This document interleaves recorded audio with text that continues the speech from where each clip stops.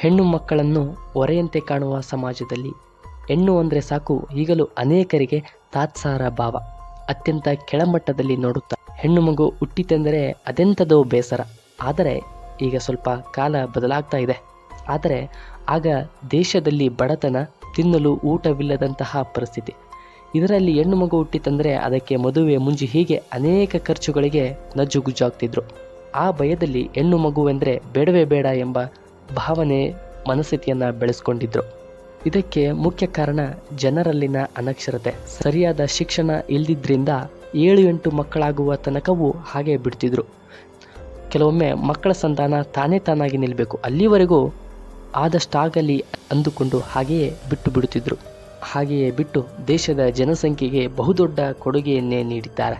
ದುಡಿದು ಹಾಕುವ ಗಂಡು ಹುಟ್ಟಿದರೆ ಸಾಕು, ಹೆಣ್ಣು ತಗೊಂಡು ಏನು ಮಾಡೋದು ಅಂತ ಲೇವಡಿ ಮಾಡ್ತಿದ್ರು. ಆಗ ಅದೇ ಗಂಡು ಮಕ್ಕಳು ವೃದ್ಧಾಶ್ರಮಕ್ಕೆ ಸೇರಿಸುವ ಕಾಲ ಬಂದಾಗ ಚಿಂತನೆ ಬದಲಾಗಿದೆ.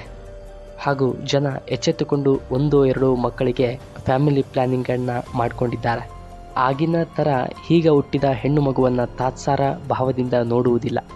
ಏಕೆಂದರೆ ಅಡಿಯೋದೇ 2-3. ಹಾಗಾಗಿ ಅತ್ಯಂತ ಪ್ರೀತಿ ಮಮಕಾರದಿಂದ ಮಕ್ಕಳನ್ನು ನೋಡಿಕೊಳ್ಳುತ್ತಾರೆ ಹಾಗೂ ಬೆಳೆಸ್ತಾರೆ. ಅಲ್ಲದೆ ಈಗ ಹೆಣ್ಣು ಮಕ್ಕಳು ಯಾವುದರಲ್ಲಿಯೂ ಕಡಿಮೆ ಇಲ್ಲವೆಂಬಂತೆ ಎಲ್ಲ ಕ್ಷೇತ್ರಗಳಲ್ಲಿಯೂ ಸಾಧನೆ ಮಾಡುತ್ತಿದ್ದಾರೆ. ಇದಕ್ಕೆ ಪೂರಕವೆಂಬಂತೆ ಆಪರೇಷನ್ ಸಿಂಧೂರ್ನಲ್ಲಿ ನಮ್ಮ ದೇಶದ ಹೆಣ್ಣು ಮಕ್ಕಳು ತೋರಿದ ಅಪ್ರತಿಮ ಸಾಹಸ. ಇಷ್ಟೆಲ್ಲ ಹೆಣ್ಣು ಮಕ್ಕಳ ಕುರಿತು ಹೇಳಲು ಮುಖ್ಯ ಕಾರಣ ಹೊಂದಿದೆ. ಬಿಹಾರದ ಕಮಲ್ ಸಿಂಗ್ ಎಂಬಾತನಿಗೆ 7 ಜನ ಹೆಣ್ಣುಮಕ್ಕಳು.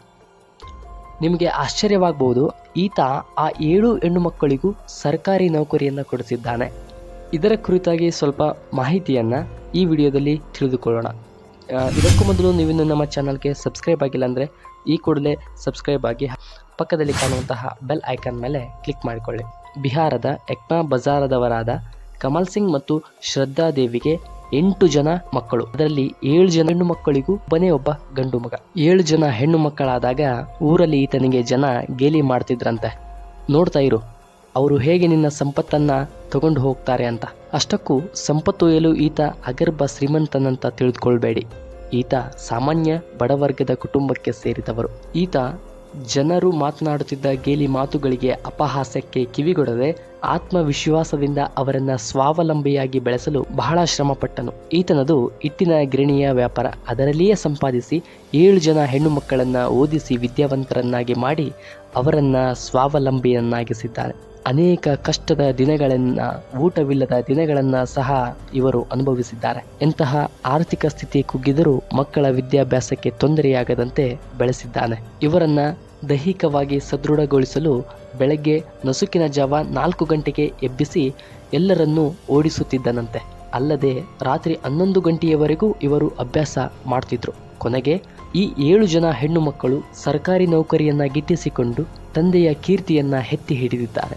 ಇವರ ಊರಲ್ಲಿ ಇದರ ಬಗ್ಗೆ ಹಾಡಿಕೊಂಡ ಜನಗಳು ಇದೀಗ ಇದ್ರೆ ಇಂಥ ಹೆಣ್ಮಕ್ಳು, ಇಂಥ ತಂದೆ ಇರಬೇಕು ಅಂತ ಶಬಾಷ್ಗಿರಿಯನ್ನ ನೀಡ್ತಿದ್ದಾರೆ. ಎಷ್ಟೇ ಕಷ್ಟ ಬಂದಾಗ ಕಮಲ್ ಸಿಂಗ್ ತನ್ನ ಆತ್ಮವಿಶ್ವಾಸವನ್ನ ಕಳೆದುಕೊಳ್ಳದೆ ಇವರನ್ನ ವಿದ್ಯಾವಂತರನ್ನಾಗಿಸಿದ್ದಾನೆ.